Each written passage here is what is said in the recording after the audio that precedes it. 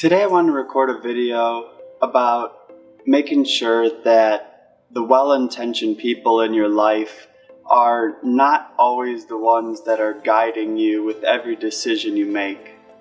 Whenever you tell somebody that you're planning on going into business, there's always going to be cautious and concern, and especially when it comes to telling people that you're closest with.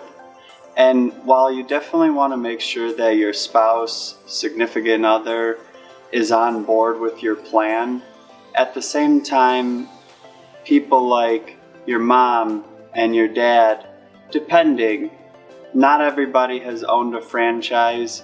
Most people have never even owned a business. And so taking advice from them about your decision to potentially leave your job or maybe pick this up and transition and go into something that you've never done before, there's always some risk inherently when it comes to starting a business, but there's always going to be reward. And truly, to build wealth is not to trade your time for money, and you're not going to get wealthy without building up assets. And your business is an asset. In the beginning, it's going to be mostly your effort, energy, and execution that make all the difference. And you got to make sure that it's something that you're going to enjoy waking up every day and just being excited about. This is something that you don't find by looking at just one franchise. There's not going to be a best franchise. You're not going to look at the entrepreneur top 500 and look at the top of the list and those franchises are going to be the one for you. It might very well be on the entrepreneur top 500, but you got to start thinking about the owner's role in the business. And so many candidates I see making that early mistake that they're looking for the business that they enjoy as a customer. And just because you enjoy the business as a customer, the food, the service, the experience that it creates, it doesn't always mean that you are well suited to own that business. It takes a certain level of financial net worth. Every franchise has a minimum net worth qualifier. Usually it's at or around the total investment amount.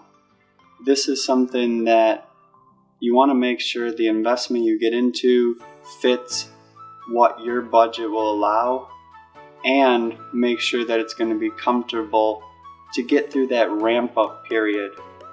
The difference between getting a job and starting a business is the job usually you might even get a bonus for signing on. In the business, you're going to invest first, get through that execution, that ramp up, make sure that the business has got the right managers and staff in place, and over time that is going to accumulate. And once you get past that ramp up period, now the profitability starts. The scalability, if you're talking franchising, becomes, if you've been successful at one unit, you definitely can do 2 units. You should be able to do 3, 4, the sky is the limit. That's the difference between having a proven, profitable business model with franchising, and the difference really is that startup time, that 4 to 5 years it takes to build any brand and to get some recognition and traction in the market. You're skipping that, and you also have access to financing for up to 90% of the total investment through the Small Business Administration. This is something that helps startups significantly. It's something that really is a game changer when it comes to how long should I wait till I get my business started. And I can tell you, the sooner you start, the better it gets.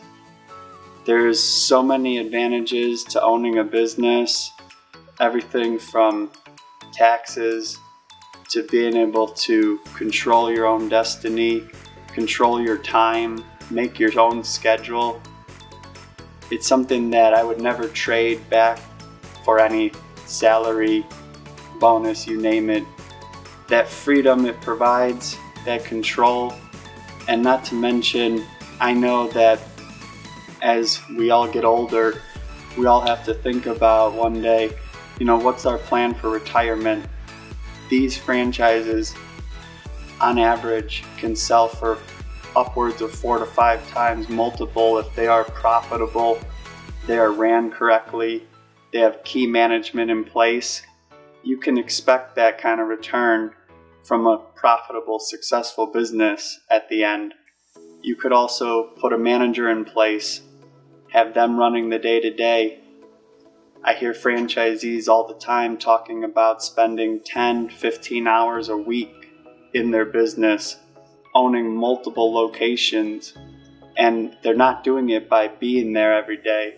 They're doing it by hiring the right people, motivating them, executing, and just having a lifestyle that they enjoy.